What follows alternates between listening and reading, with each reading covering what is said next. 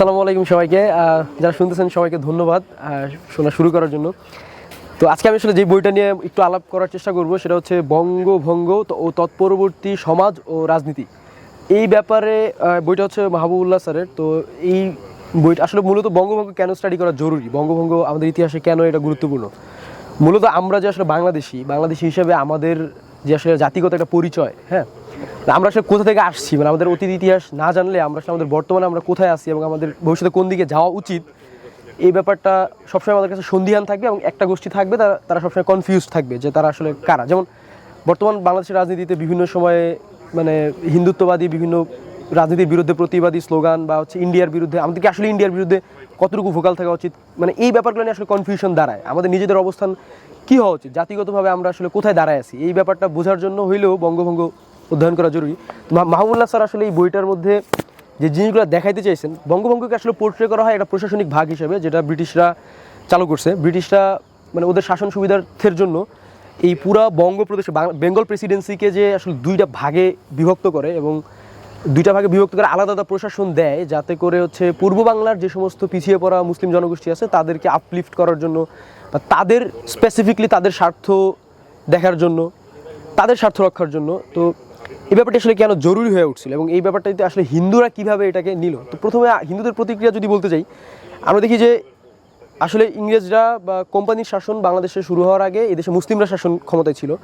তো হিন্দুরা মুসলিম শাসনের থেকে আসলে পরিত্রাণ পাওয়ার জন্য তাদের কিছু একটা দরকার ছিল। তো সেই জায়গা থেকে তারা প্রথমেই কোম্পানির শাসনকে বা ইংরেজদের শাসনকে স্বাগত জানায়, সর্বোত্তমভাবে স্বাগত জানায়। এবং এটা আমরা বুঝতে পারি ওই সময়ের বঙ্কিমের বিভিন্ন লেখা থেকে বা রবীন্দ্রনাথের লেখা থেকে বিভিন্ন তাদের বিভিন্ন প্রবন্ধ থেকে আসলে এই ব্যাপারে ধারণা পাওয়া যায়। যেমন বঙ্কিমের আনন্দ মঠ যেই মানে রেফারেন্সটা হচ্ছে মাহবুবুল্লাহ স্যার এটাতে টানছেন, উনি অনেকগুলো রেফারেন্সই টানছেন, তার মধ্যে একটা বঙ্কিমচন্দ্রের আনন্দ মঠ। সেখানে আনন্দ মঠে আমরা দেখতে পাই যে একজন তরুণ, ওই সময়ের হিন্দু তরুণ, সে প্রশ্ন করতেছে যে মুসলিমরা মুসলিমরা পতন ঘটেছে, ইংরেজরা আসলে আমাদের উপর আসলো, এটা কি আমাদের বিজয় অর্জিত হলো কিনা, মানে এখন কি আমাদের উচিত কিনা ইংরেজদের বিরুদ্ধে প্রতিবাদ গড়ে তোলা। এবং আমরা দেখছি যে পরবর্তীতে ইংরেজ বিরোধী যতগুলো প্রতিবাদ হয়েছে, যতগুলো আন্দোলন হয়েছে, ম্যাক্সিমাম আন্দোলনগুলো আসলে আসছে দরিদ্র মুসলিম বা পিছিয়ে পড়া মুসলিম জনগোষ্ঠীদের থেকে বেশিরভাগ আন্দোলনগুলো আসছে। তো হিন্দুরা কেন আসলে কোনো আন্দোলন গড়ে তুলে নেবে, তারা আসলে কেন প্রতিবাদটা করে নাই, এর কারণ অনুসন্ধান করতে গেলে আমরা দেখবো যে হিন্দুরা আসলে এটা নিয়ে একদিকে স্যাটিসফাইড ছিল যে যখন ইংরেজদের এই শাসন, অর্থাৎ তারা মুসলিম শাসন থেকে পরিত্রাণ পাওয়ার জন্য ইংরেজদের শাসনকে ওয়েলকাম জানাইলো, হ্যাঁ। এবং ইংরেজদের সম্পর্কে তাদের ওই সময় হিন্দুদের একটা মনোভাব ছিল এমন যে মুসলিমদের শাসনামলে তারা তাদের ধর্ম রক্ষায় বিভিন্ন সমস্যা হতো, তারা তাদের ধর্ম রক্ষা মানে তারা আসলে ওই পক্ষপাতহীন যে একটা রাজনৈতিক ব্যবস্থা এটা তারা নাকি পাইতো না। তো তারা ইংরেজদেরকে সর্বোচ্চ পক্ষপাতহীন জাতি হিসেবে উল্লেখ করছে। এটা হচ্ছে মানে ওই সময় হিন্দুদের মনোভাব ছিল, যে জন্য আসলে তারা ব্রিটিশ মুসলমানদের শাসন পার হয়ে যখন তারা ইংরেজদের শাসনের ক্ষমতায় আসে, তারা আসলে ওইভাবে প্রতিবাদটা গড়ে তুলে নেয়, তারা ওইরকম কোনো প্রতিক্রিয়া দেখায়নি। বাট অন্যদিকে আমরা দেখি যে মুসলিম সমাজ এই দিকটাতে মোটামুটি বেশ খানিকটা পিছিয়ে ছিল, যেহেতু মুসলিম সমাজের লোক বা মুসলিমরাই আসলে এর আগে ইংরেজদের আগে বিভিন্ন সরকারি চাকরি বা বিভিন্ন বড় বড় প্রশাসনিক কাজগুলোতে ছিল। তো পরবর্তীতে ইংরেজদের ওই সময়টাতে মুসলিমদের আসলে বিভিন্ন প্রশাসনিক কাজে থেকে শুরু করে যত মানে পোস্টগুলো আছে, বড় বড় জায়গাগুলো আছে, সেখানে মুসলিমদের একটা ব্যাপক হারে আসলে শূন্যতা দেখা যায় এবং এখানে একটা বিশাল বৈষম্য তৈরি হয়, যেটা নিয়ে একজন ইংরেজি এই ব্যাপারে একটা মানে চার্ট প্রকাশ করে যে সরকারি চাকরিগুলোতে আসলে হিন্দুরা কী পরিমাণ আসন পাচ্ছে এবং ইংরেজরা কী পরিমাণ পাচ্ছে, মুসলমানরা কী পরিমাণ পাচ্ছে। এবং ম্যাক্সিমাম জায়গায় দেখা যায় যে হিন্দুদের প্রায় 7 ভাগের 1 ভাগ পাইতো মুসলিমরা এবং অন্যদিকে ইংরেজদের প্রায় 14 ভাগের 1 ভাগ পাইতো মুসলিমরা। তো এই ছিল ওই ইংরেজদের আমলে আসলে মুসলিমদের অবস্থা, ঠিক আছে।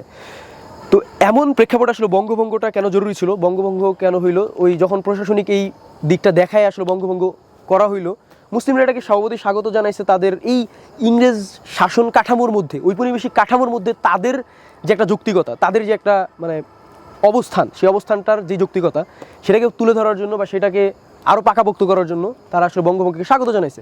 কিন্তু অন্যদিকে ইংরেজদের এই বঙ্গভঙ্গের ডিসিশনটা হিন্দুত্ববাদী বিভিন্ন সংগঠন যেমন কংগ্রেস বা পুরা হিন্দু সমাজ এটাকে আসলে প্রত্যাখ্যান করে এবং এমনভাবেই প্রত্যাখ্যান করে যে তারা এই জন্য স্বদেশী আন্দোলন থেকে শুরু করে বেশ কিছু মানে এটার বিরুদ্ধে ভয়াবহ আন্দোলন গড়ে তোলে। এবং এই আন্দোলনটা আসলে আমরা যতটা পড়ি, মানে মাহবুবুল্লাহ স্যার এখানে দেখাইছেন যে আন্দোলনটার আসলে একটা মানে সামাজিক প্রেক্ষাপট আছে। ওই সময় হিন্দুরা মনে করতো যে তাকে যদি আসলে ভারতীয় হইতে হয় তাহলে তাকে হিন্দু হইতে হবে, মানে তাদের যে জাতীয়তাবাদ সেখানে ধর্মের উপস্থিতি ছিল শতভাগ। হ্যাঁ, এবং এই যে মুসলিমরা পিছিয়ে আছে, মুসলিমদেরও যে কিছু একটা দরকার, মুসলিমরা তখন পর্যন্ত ভোকাল ছিল না। মুসলিমদের এই ব্যাপারে রবীন্দ্রনাথ নিজেও এই ব্যাপারে একটা কথা লিখছে যে মুসলিমদের যে অবস্থা এটাকে স্বীকৃতি দিতে হবে, মুসলিমদের ইয়াকেও অধিকারকেও স্বীকৃতি দিতে হবে। এই যে একটা বয়ান আস্তে আস্তে চালু হচ্ছিল, রবীন্দ্রনাথ নিজে এরকম লিখছে, মানে ওনার একটা প্রবন্ধ আছে ব্যাধি ও প্রতিকার সম্ভব, এরকম কিছু একটা ব্যাধি এবং পরে কিছু একটা আমি ভুলে গেছি।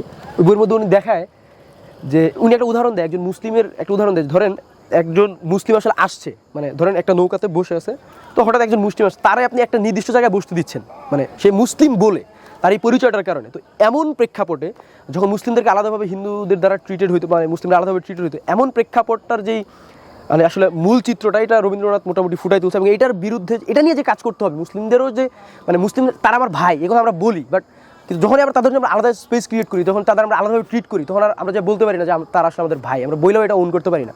তো হিন্দু মুসলিমদের এই যে অনৈক্যটা আসলে মানে একদম সমাজে মানে সামাজিকভাবে যে ক্রিয়েট করা হয়, এটা আমরা দেখি যে এখনও আছে। এবং এটার গভীরতা এতটাই ছিল যে এটা আসলে পুরা এই উপমহাদেশের রাজনীতির পুরো পটটাই আসলে পরিবর্তন করে দেয়, এই যে সামাজিক যেই প্রেক্ষাপটটা। তো বঙ্গভঙ্গের যেই সামাজিক প্রেক্ষাপট এটাই আসলে মূলত মাহবুবুল্লাহ স্যার এখানে চমৎকারভাবে ফুটে তুলছে। এবং হিন্দুরা আসলে কতটা মুসলিমদের স্বীকৃতি দিত না তার প্রেক্ষাপট আমরা পাই ঢাকা বিশ্ববিদ্যালয়ের প্রতিষ্ঠার যে পেছনের ইতিহাস। আমরা জানি ঢাকা বিশ্ববিদ্যালয় প্রতিষ্ঠা, তো মুসলিমরা যখন দেখলো যে না বঙ্গবন্ধু হয়েই গেল, মানে বঙ্গভঙ্গটা রদ হয়ে গেল 1911 সালে, তখন মুসলিমদের অন্তত আশা ছিল আচ্ছা ঠিক আছে বঙ্গভঙ্গ যেহেতু হয়েছে, অন্তত আমাদের তো একটা স্বার্থ আছে, তাই না? মানে মুসলিমরা তো আমাদেরও একটা স্বার্থ আছে, আমাদের তো মানে আগে থাকতো, মানে এই যে ওদের যে স্বার্থ সচেতনতা এটা কিছুটা হলে তৈরি হয় এবং তারা একটা বিশ্ববিদ্যালয়ের দাবি জানায়। কিন্তু হিন্দুরা তখন মানে তখন হিন্দুত্ববাদী যে সংগঠনগুলো আছে বা তাদের যে নেতারা আছে, তারা এই যুক্তি দাঁড় করায় যে আমরা এখানে বিশ্ববিদ্যালয়টা মানে ঢাকায় আমরা বিশ্ববিদ্যালয় দিতে পারবো না, এই জন্য এখানে যদি আমরা বিশ্ববিদ্যালয় দেই তাহলে সেটা উগ্র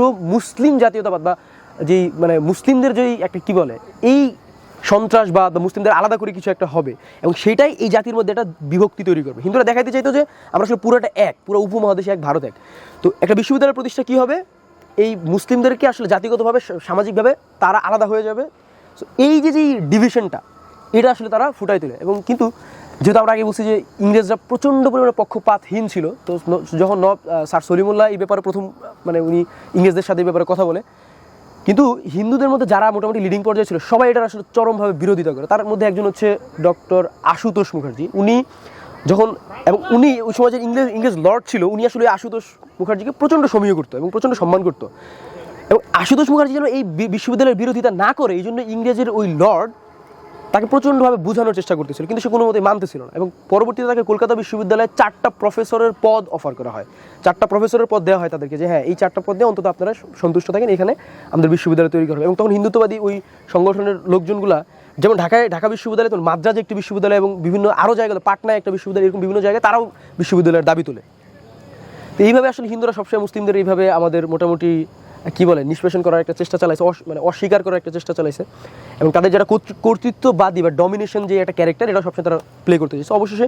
এবং এই ডমিনেশনের কারণেই আসলে মূলত 1911-12 সালে ঢাকা বিশ্ববিদ্যালয় প্রতিষ্ঠার কথা থাকলেও দীর্ঘ প্রায় 1922 বা 21 সালে ওই সময় এতই দীর্ঘ সময়টা আসলে কেন লাগে, এই দীর্ঘ সময়টা লাগে কলকাতা বিশ্ববিদ্যালয়ে কোনো মতেই চাচ্ছিল না যে এখানে একটা বিশ্ববিদ্যালয় হোক, কারণ এটা হইলে তাদের যে একটা প্রভুত্ব সেটা আস্তে আস্তে কমে যায়। ইভেন মুসলিমদের মধ্যেও কিছু কিছু লোক ঢাকা বিশ্ববিদ্যালয়ের বিরোধিতা করেছিল। তার কারণ হচ্ছে আলিগড় বিশ্ববিদ্যালয়ে যে ফান্ড, এটা হিউজ প্রপার্টি যাইতে হচ্ছে এই আমাদের থেকে, মানে আমাদের যে গরিব চাষাবুষা আছে কৃষক, তারা একটা ফান্ড দিতে, এবং তারা ভয় পাইছে যে এখানে যে বিশ্ববিদ্যালয় তারা আমরা আলিগড় বিশ্ববিদ্যালয় আমাদের যে ফান্ড বা এগুলো আমরা আসলে দিব না।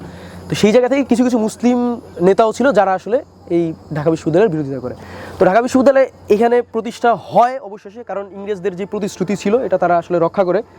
এই জন্য আসলে তাদের প্রতি আমরা অনেকটা কৃতজ্ঞতা জানাইতেই পারি। এবং বাংলাদেশের অর্থাৎ এই অঞ্চলের মানুষজনের যে আত্মসচেতনতা, তাদের যে মানে অধিকার স্বাধিকার, এইটা মানে উপলব্ধি করানোর ক্ষেত্রে ঢাকা বিশ্ববিদ্যালয়ের অবদান ভয়াবহ লেভেলের, মানে এটা অনস্বীকার্য।